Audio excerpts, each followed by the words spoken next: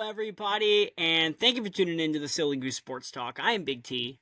And I am Skippy. Before we begin today's episode, please like, subscribe, and hit that notification bell, because that helps us bring you our latest take of the latest sports news. Alright, buddy.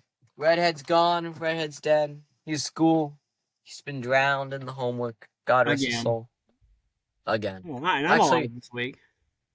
Oh, yeah, since you were... I think that was the first episode where it was just me and Brendan. Just kind of weird. Yeah. I don't think there's ever been an episode with Brendan and just you, though. Nah, not yet, because you have all the recording stuff. This is true. All right. But yeah. Packed week. Oh, yeah. So first off, we do have to talk about the Washington Commanders, who got absolutely slaughtered by Buffalo. That was horrible. Absolutely horrible. See, what happens is, me and my papa, we usually call every now and again during the game. We just see, like, oh, how are we gonna respond to this touchdown, and to things we have to then talking about what we think's gonna happen. Radio silence. It was that bad. That is dramatic. 37-3 final. Yeah. And yeah. The thing was, most of the team did okay. But when Sam Howell throws 4 picks and gets sacked 9 times, you're not doing much. And guess what? We play the Eagles next week. We're screwed. Have fun with that, Timmy. Have fun with that. Oh, I beat my boss in fantasy football too, so life is good. Oh, nice. Over in Steel City, we got the Pittsburgh Steelers with another late night game. We were playing the Las Vegas Raiders this week. We beat them 23-18. You guys are lucky that the Raiders coach is an idiot. That's true. Kenny Pickett did all right. 16 for 28, 235 yards, 2 touchdowns, 0 interceptions, may I say. Over on the Vegas side, Jimmy Garoppolo had a terrible game. Terrible. 20 for 44, 324 yards, which is pretty good. 2 touchdowns. He threw 3 interceptions. Not as bad as Sam Howell. What's Sam Howell do? 4 picks. Oh, that's rough. Yeah, Najee Harris, we were starting to run the ball. Kenny Pickett was actually doing stuff. No, it was good. It was good. Listen, magical things happen when the offensive line work with the QB. The ball was being run. True. Defense was pretty good as usual. 3 interceptions, as I said. Defense was good, yet Devonta Adams still gave me 42 points in a fantasy league. Dang. Yeah. That was goofy. Yeah. But that was We did good. We did good.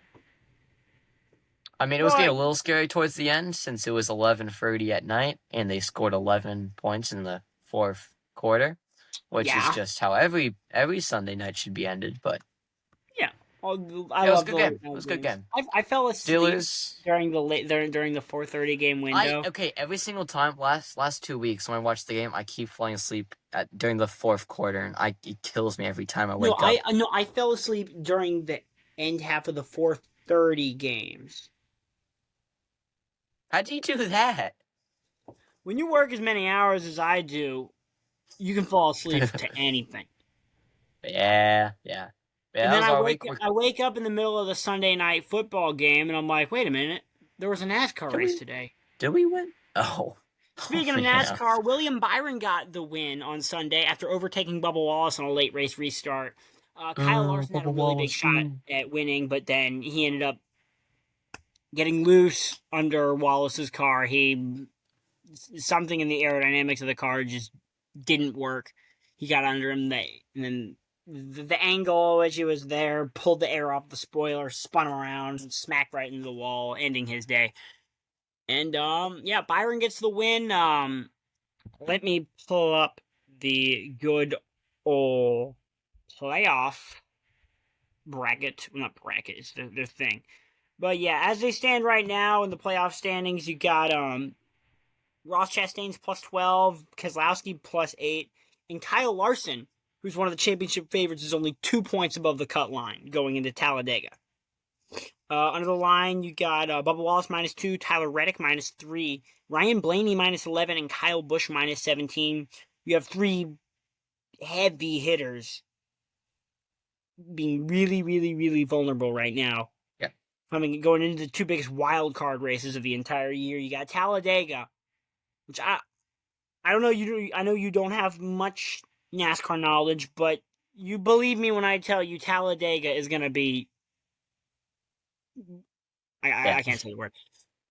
And the Roval the week after that. You remember that first NASCAR party I had? Remember that race where everything went to crap? Yeah, that's the track you're going to after that. So the 2 biggest wild card races of the year. And you know what that means? It means the 9 car of Elliott, who has wins at both of those tracks, can gain some ground in the owner's point standings and can also cement himself into the 17th place in the standings. So, and that's what happened. So, yeah, Talladega next week. That's right. It's going to be crazy. Oh, yeah, Max Verstappen won another F1 race, so. Oh. No, Max Verstappen has been kicking the field in the butt. Like, I'm not even kidding you right now. This year, hold on, let me get the F1 standings. Max Verstappen has 13 wins this year. There have been 16 races this year, Skippy. Utter domination.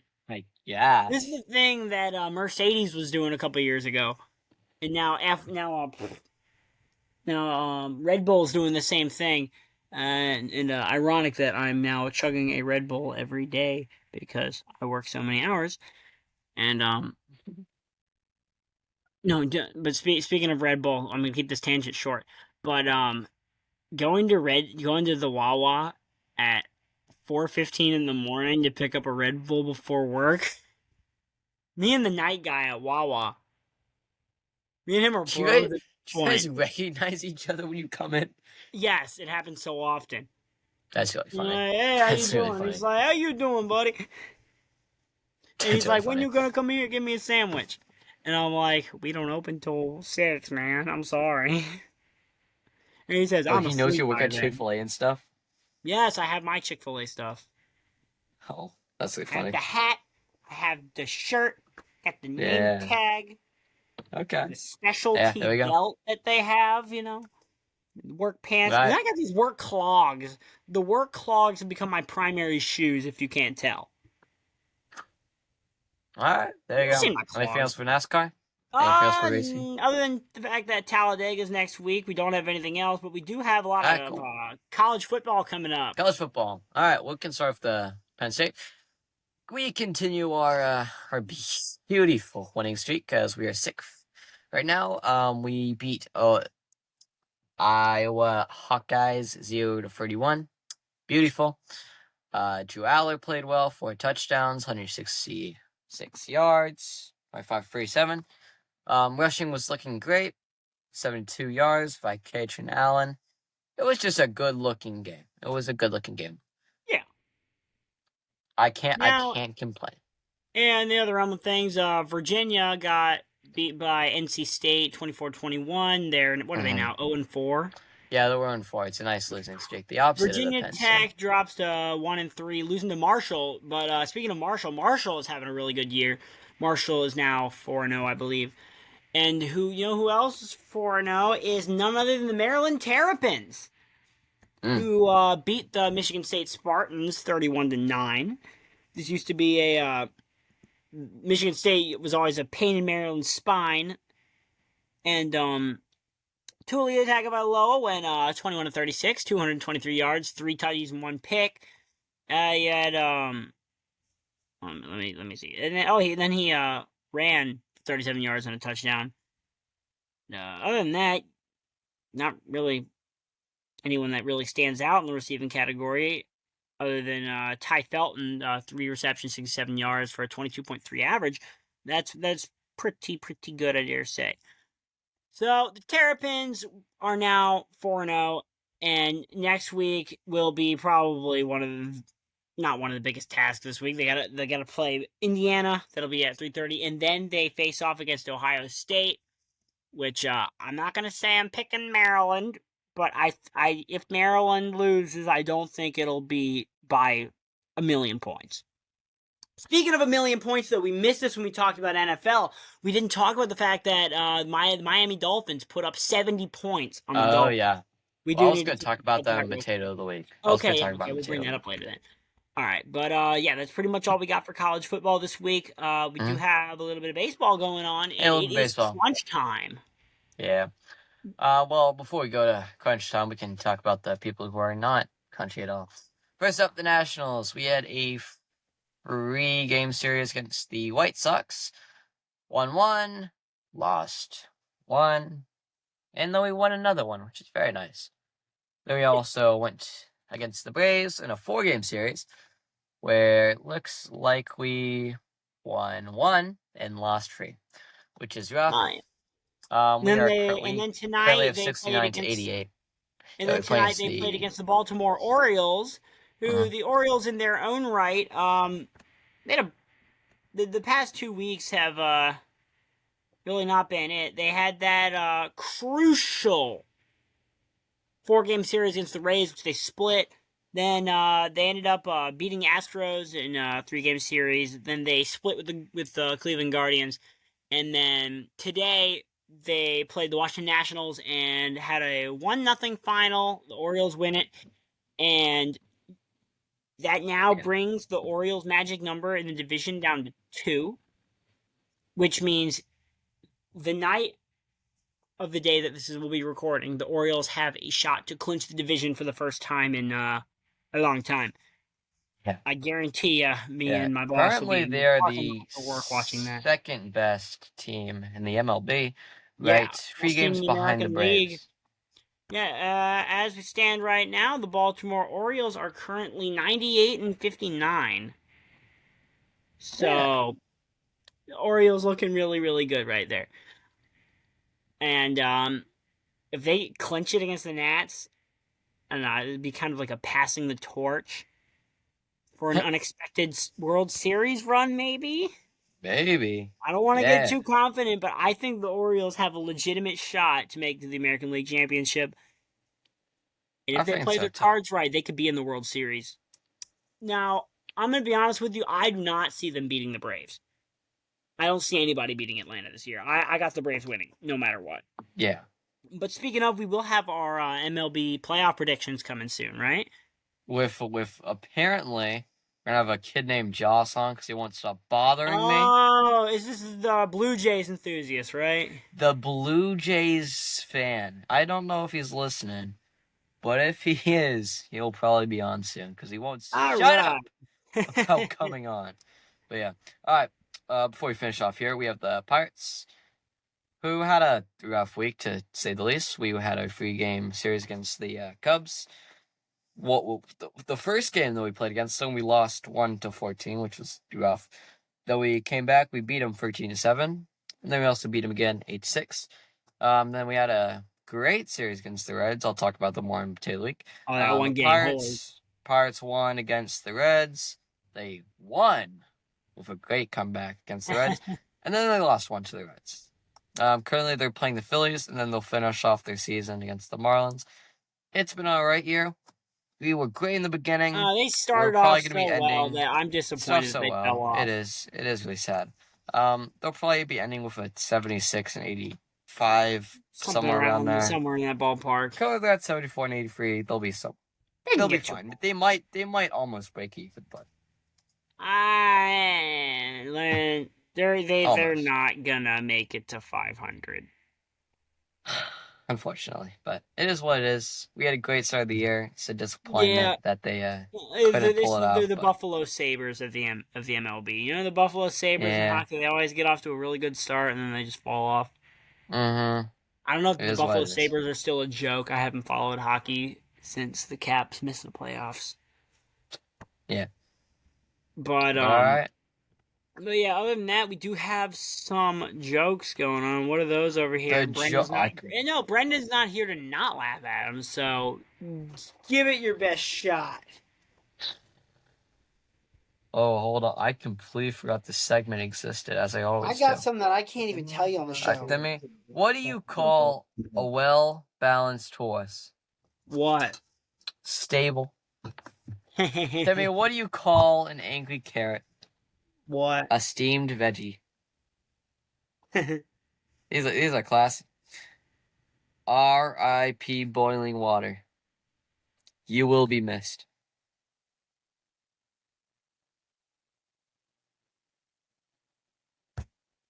Did you say L? It's crazy. No, that was a one. That was like a. Wait a minute. Hold on, like 2 seconds. Hold the phone. What the heck is this one? Okay, I don't get this one. Hold the Where phone. is King David's temple located? Behind his ear. I don't get that one. Temples. That's fine. These are really cheesy today.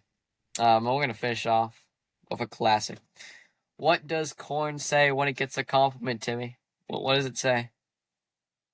Aw, shucks. This was a terrible set. This was a terrible No, set. it's not that. I don't know if it was because they were funny or just because they were. It's like, dang. These were very dad jokes.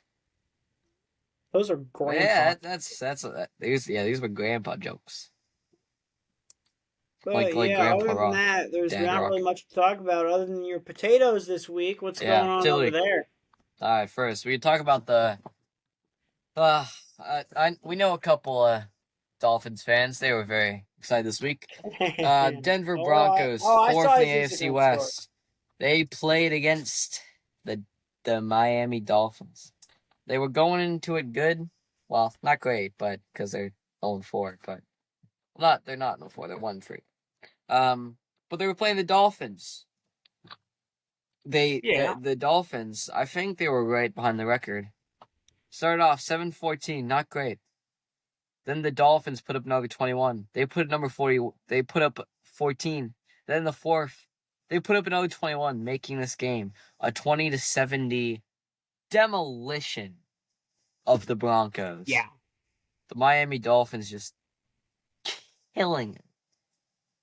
It was insane. Wild. It was insane. Togo, I don't know how to say his name. 4 touchdowns. Devontae Kane, 2 touchdowns. Tyreek Hill, 1 touchdown. 200 yards from Tyreek Hill. They went crazy. It went crazy. And all of those scores were from the offense too. Because you would think with such a blowout, you'd think, oh, maybe a pick 6 or 2, maybe a fumble recovery, something like that, punt return. No, all of those were by the offense.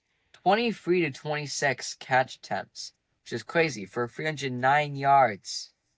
No, and what's really funny is Russell Wilson didn't even do that bad. It's just the octane on Miami's offense right now is at an all-time high. And I think the Dolphins are going to be really scary in the AFC this year. Yeah, no, what's not going to be scary this year is the Redskins' offensive line. I think there was a joke. I don't know if you watch. What's his name? Tom Grossi. Yeah. Screw it. I'm gonna volunteer for offensive line, which is pretty much just sums up how crappy they are right now. Which, yeah, they were really bad. They were just bad. That's all I can really say about them since I'm not really a fan. All right, Jeff Joke of the Week. I probably should have said this last week, but it flew over the head. Matt Canada gave a lot of flack from the Steelers, calling out just terrible plays. Sunday night, called one good drive, maybe 2. I think he's starting to get his footing a little bit, but it was bad. It's early. You never know, but it's early. But there was a lot of controversy last week. Hey, at least you didn't lose 37-3. At least we didn't lose first. This is true. All right, hold on. Let me pull this up. I'm gonna paint you all a picture. All right. So the Buccaneers, the Pittsburgh Bucks. Where is the game? Let me find it. You should know the score. I should know this. I do know the score, but I'm trying to find so I can look through what actually happened. So if you didn't know, Pirates had an insane comeback. All right, so first inning, Cincinnati Reds put 3 on the board. Second, they put 5. That makes 7, Timmy. In the third, they put up another one. That means they're 8-0 going to the fourth, where the Pirates shut up 1. Okay, nothing happened in the fifth, but then in the sixth, the Pirates saw this. They went 1-8. They went insano style, putting up another 5. That makes it 6. Seventh, they put up 3. The eighth, they put up 4. That makes it 13, Timmy. Cincinnati Reds put a little bit of pushback in the 8th and the ninth, putting up 2-1. But with I believe, the Pirates pulling off the largest comeback in their franchise history, they won 13-12. That was incredible. It was insane. It was a great game. Loved every second of it. It just disappointed me that we didn't do greater in the year, but they really showed a lot of hope for next year. Hopefully they will recreate the magic. The team's got spunk. We got spunk. We just need to put it together like we did at the beginning of the year. But yeah. That's my potatoes of the week. We can hop into country now. Well, yeah, we have a lot of craziness going on at the top of the charts. We're not gonna waste much time. We got Tyler Hubbard's back then right now, debuting number 31. You don't really have too much movement lower on here. You got Chris Stapleton's White Horse jumping up 3 spots. Then you got the same old contenders doing the same old things until you get to the top 10, where you have Luke Combs' Love You Anyway dropping 7 spots, number 9. Then last night looks like it's finally ending its reign at the top, dropping 2 spots to number 7. Kane Brown, last week's number 1. Bury Me in Georgia drops from number 1 all the way to number 6. Number 5, Lainey Wilson's Watermelon Moonshine up 3 spots. Also up 3 spots is Bailey Zimmerman's Religiously. Jelly Rolls Need a Favor at number 3 moves up a spot. Fast Car still just cannot hit number 1, as it's number 2 right now. Been bobbing around. And that number 1, a song that was originally on his 2021 album, Country Again, Thomas Rhett's Angels Don't Always Have Wings at number 1, jumping up 5 spots. So I can go with that. I like that song. I liked that song when it first came out. I don't even know if I've heard the new version of it, because that works so much, and I'm honestly listening to more rock these days. However, I am very happy to see Thomas Rhett getting himself another number 1, and I feel like I haven't seen him on the charts in a while. So yeah, love to see it.